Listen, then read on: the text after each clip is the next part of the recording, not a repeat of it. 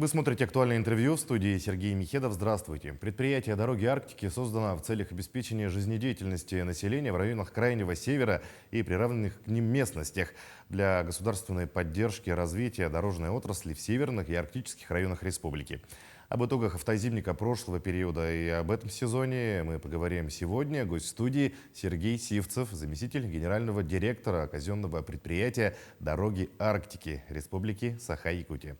Сергей Афанасьевич, здравствуйте. Здравствуйте. Вот вначале расскажите о вашем предприятии «Дороги Арктики», о коллективе, ну и вообще, каковы цели вашей деятельности? Казенное предприятие Республики Саха-Якутия «Дороги Арктики» было создано в 2014 году. Практически уже прошло 10 лет. Основной вид деятельности нашего предприятия, это, конечно же, вы сами сказали, это обеспечение жизнедеятельности населения в арктических районах нашей республики. Предприятие в нашем работает более 300 человек на сегодняшний день. Основной вид деятельности, это, конечно, эксплуатация и содержание автозимников. Сколько приходится, на долю предприятия вообще автозимников по республике, и сколько числится дорожных участков? Вообще по республике региональных автомобильных дорог сезонных, 10 800 километров. Из них «Дороги Арктики» обслуживает 6780 километров, то есть 63% от всей протяженности сезонных автомобильных дорог.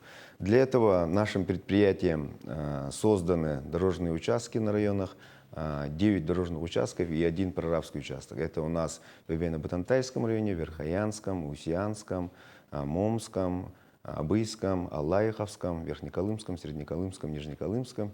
И 1 прорабский участок у нас в Момском районе, это в селе Сасыр. Вообще в целом увеличивается ли протяженность обслуживаемых автодорог, если говорить, может быть, в последние годы? Вообще каждый год с муниципального значения автомобильных дорог нам передаются на оперативное управление. И в этом году, например, 2024 года нам передана автомобильная дорога круглогодичного действия. Это Зеленый мыс, поселок Черский с протяженностью 5 километров. А так, в прошлом году нам были переданы такие муниципальные автомобильные дороги. Это в Среднеколымском районе до села Березовка с протяженностью 185 километров. Помимо этого, подъездные дороги до села Нелемное, до села Утая и до села Угункёль Верхнеколымского района. Вообще, в 2021 году была рекордная передача автомобильных дорог у нас. Практически 300 километров автомобильных дорог были переданы. Это у нас все автомобильные дороги муниципального значения Валлаиховского района, а также в Среднеколымском районе до села Оюсардах и до села Хатынгнах. Помимо этого, автомобильная дорога в Момском районе протяженностью 242 километра с села Хону до села Сасыр. А вот каковы условия устройства и содержания автозимников в этом году? Вообще каждый год нашими участками начинается работа с сентября месяца. Основная работа — это обустройство спусков и подъемов на водоемы, на реки. Помимо этого, планировка сухопутной части автомобильных дорог.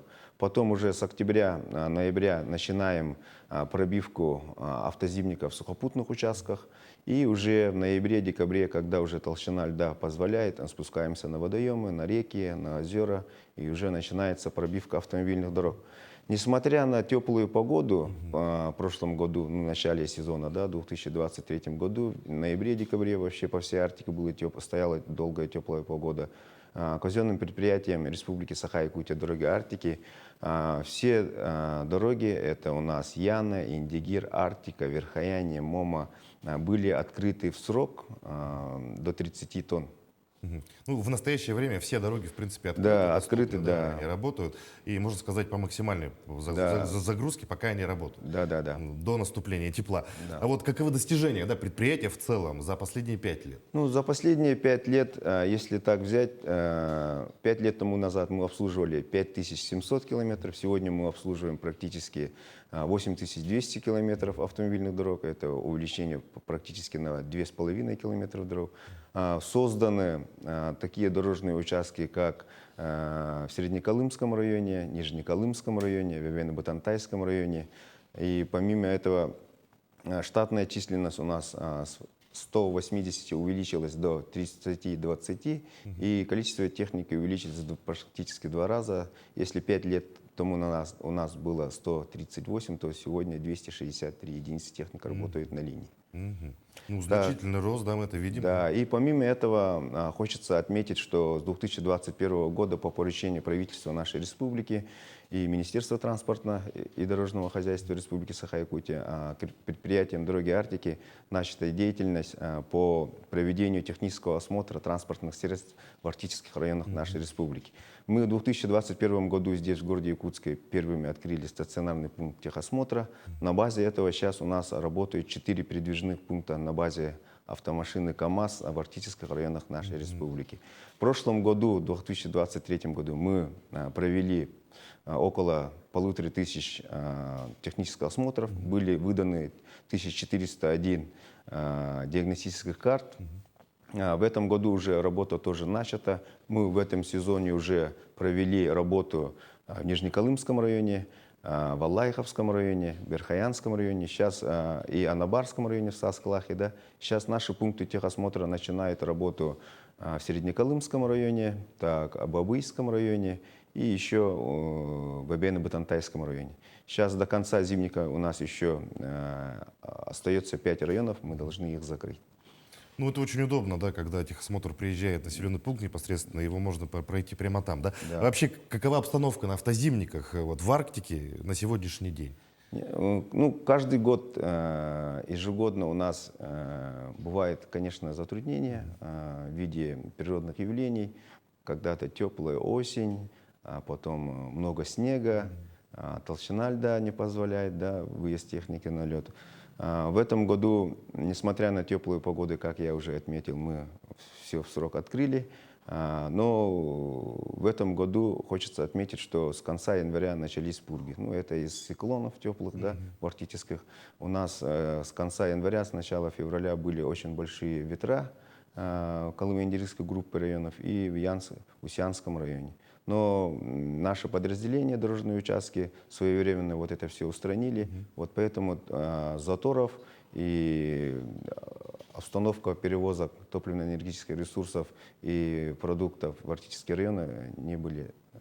Нарушено, да? Да. Мгм. Ну вот вы сказали о том, что число техники растет, да, за последние года выросло число техники кратно. Вот что это за техника, каково ее в целом состояние, ну и обеспечение кадром. Хватает ли кадров в вашей компании? Ага. Ну, вообще, основная техника нашего предприятия, это, конечно же, бульдозера колесные К-702, К-703 и, конечно, легковесная техника, которая для пробивки только когда этот ледостав тонкий выезжает на лед. Это у нас на базе МТЗ и на базе БТЗ, и, конечно же, для сопровождения снегоболотоходы на базе Трекол, и вахтовики, и, конечно же, топливозаправщики, которые сопровождают вот данную технику. В прошлом году нами было закуплено и доставлено до места 2 МТЗ и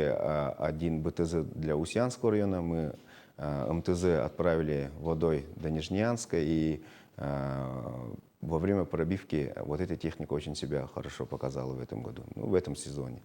И помимо этого 2 жилые модули на базе ГАЗ-Садко были доставлены до Нижнеянского и Среднеколымского районов, а также 3 единицы К-700 мы закупили для Среднеколымского, Верхоянского и Усянского районов. Сейчас вот эта техника уже работает на линии. Помимо этого, в этом году тоже у нас закуплены 2 единицы К-700, которые уже тоже работают на участках.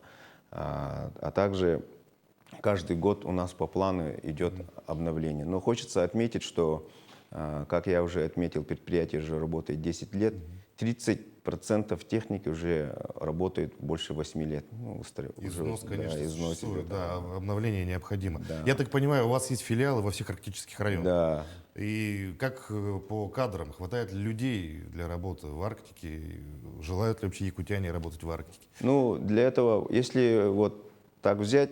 Есть вот большие районы арктические, да, ну там с кадрами проблем, ну как-то решаем. Мы вообще набираем людей, которые без прав, без образования, потом за счет предприятия их обучаем, ну, в период работы. И за вот эти 10 лет мы обучили 263 человека там, местных. Помимо этого, если в районах не хватает кадров, мы создаем условия, например, вот в Усьянском районе, поселку Усть-Куйга, мы, благодаря местной администрации, нам передали муниципальные квартиры, мы все там отремонтировали, установили интернет, телевидение, там, чтобы были все условия, и уже специалистов отправляем вот с города Якутска. То есть, получается, к вам человек может прийти, и, главное, с желанием, да, может быть, и без образования, и без каких-то документов, вы, в принципе, можете помочь с трудоустройством и взять человека на работу. Главное, говорится, чтобы было желание. Да? А вообще, могут ли стать круглогодичными, да, отдельные автозимники в Якутии? Вообще, как вы считаете, существует ли такая возможность? Да, вот вообще 2020 года правительство и акционерная компания «Прогноз Серебро» заключили соглашение о устройстве зимника продленного действия села Тополиного Тампонского района до месторождения «Прогноз». Благодаря по данному соглашению на автомобильной дороге Яна на отрезке с федеральной трассы Колыма до села Тополиное проведено за эти годы очень много работ, построены несколько мостов, отремонтированы несколько участков. Сейчас ведется работа по строительству моста под селом Тополиное, и уже зимник продленного действия до участка «Прогноз» уже сегодня действует, и руду уже по этой дороге возят. С участка «Прогноз». Да.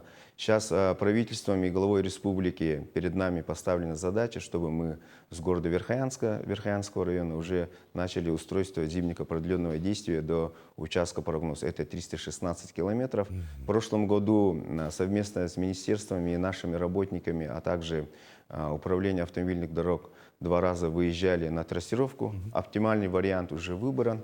Сейчас проводится работа именно по проектно-сметной документации, по оформлению карьеров и закупу техники. Согласно вот данного мероприятия, казенным предприятиям «Дороги Арктики» уже проведены процедуры аукциона, чтобы доставить технику до места, до Верхоянского района, так скажем. Да, такую технику, как эскаваторы, бульдозеры, автозаправщики, вахтовки и, конечно же, вот, жилые модули, которыми будут жить и работать наши работники во время устройства автозимника продленного действия. И уже практическую работу мы будем начинать 2025 года. Ну что ж, цель амбициозная. Сергей Афанасьевич, желаю достичь этой цели, ну и всех поставленных вами целей. Большое спасибо, что нашли время, пришли к нам, ответили на наши вопросы. Желаем дальнейшей успешной работы, в первую очередь на благо Арктики. Спасибо. Я напомню, вы смотрели актуальное интервью. Оставайтесь на нашем канале.